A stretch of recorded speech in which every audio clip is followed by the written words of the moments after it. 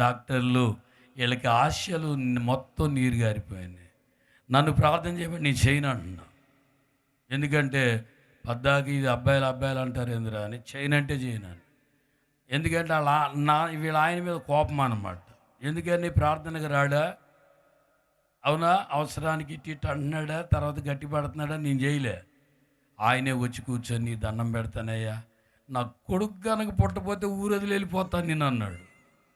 సరే పశ్చాత్తాపడు, హృదయం దేవునికి ఇస్తాను అనుకో, రక్షణ పొందుతానని చెప్పు, బలిపీఠం దగ్గర యేసుప్రభు ఉంటాడు, గంట సేపు దోషాలు ఒప్పుకొని రా అన్న. వెళ్ళాడు, గంట సేపు అలాగే ప్రార్థన చేశాడు.